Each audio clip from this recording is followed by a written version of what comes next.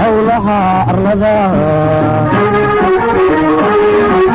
haddii lagugu aamino ummadda uu shaqeeye adeega laga dhigo howlaha arlada ay furan idinkuma arkaysid shaqaha aadin ay furan idinkuma arkaysid qaranka iso ay furan idinkuma arkaysid shaqaha aadin ay furan idinkuma arkaysid qaranka iso min xilqaaday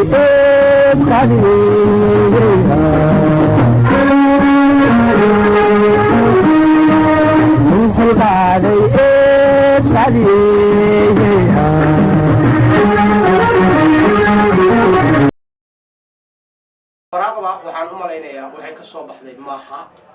meel inaga maaha waxay ka soo baxday waraaqdu sida la arkayo sirta dunida meesha maaragtay cabsida ku ah runtii oo ah weakest link sida la socotaan waxa dunidu caalamka oo dhan ay ka wada warqabaan in 7,000 oo documents ka badan inuu sii daayay runtii dabcan waxa la wada arkayay waraaqda soo baxday oo ka soo baxday iyaga gudahooda waxay sii daayeen oo ah Soomaaliya in Somaliland ay tahay heshiis ay la gashay oo mudane Axmed Maxamed Maxamuud Siilaanyo iyo cidii marka uu ku aaminay runtii siyaasadda arrimaha dibadda ay heshiis la gashay oo aha inay ka tirsanahay midnimada ummadda Soomaaliyeed runtii qof kasta oo muwaadin ah xaq u leeyahay in uu ku hadlo oo uu sheego wanaaga iyo masiirkiisa waayo arrinta jiritaanka Somaliland qof kasta oo muwaadin ah xaq uu ku leeyahay Somaliland waa qaran jira waa wadan aynu dhamaanteen u kaxaynay in aynu maaragtay noqono wadan la siman dunida runtii mudane Axmed Maxamed Maxamuud Siilaanyo waa madaxweyne sharaf leh runtii haddii aan eego waraaqda aan isdul taago waraaqda waxaan u kala qaadayaa laba shay dawladdu sida uga jawaabtay iyo sida loo arko weakest link waxaynu ka wada warqabnaa in caalamku oo dhan uu og yahay waraaqaha uu soo daayo in la yiraahdo maaha waraaqo maaragtay xun maaha ama maaha waraaqo la qaadan karo lama yiraahdo waxa la yiraahdaa waxa weeye waa waraaq si sax ah u soo baxday oo isagu uu soo helay maaragtay ama uu soo daayay Somaliland ma qabo cid jiritaankeena wuxuu dhimi kartaa ma jirto laakiin xukuumaddu siday uga jawaabaysay si khaldan bay ahayd waayo waraaqdu waa waraaq official ah documents ah oo soo baxay haddii la eego linkska soo baxay ama weakest link laftiisa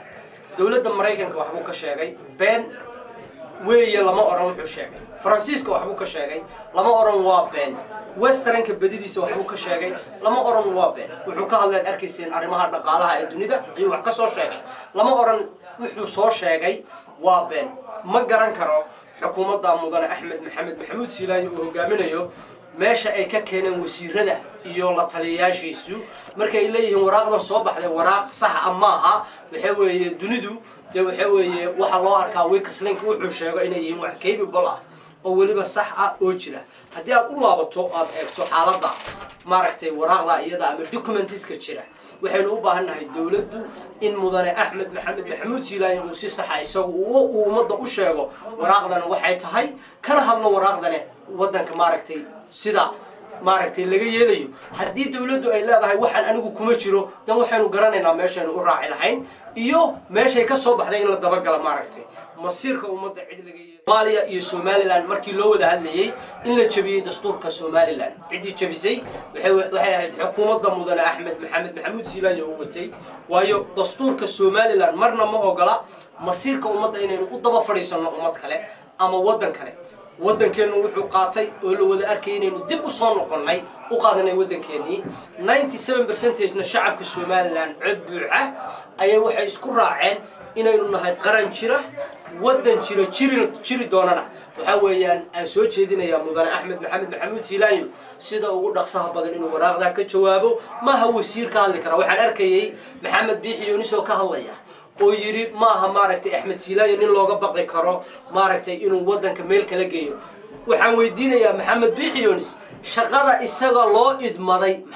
waxay tahay waxa weeyaan siyaasadda arrimaha dibadda weey waxa aad iyo aad u fiicnaan lahayd inuu maxamed biixi yunis uu ka hadlo waxa la yiraahdo digital states dariiqii aynu u mari lahayn inaynu helno waddan buuxa ama madaxtinimo buuxda inaynu helno inaad ka warantay ahaan lahayd laakiin ma aha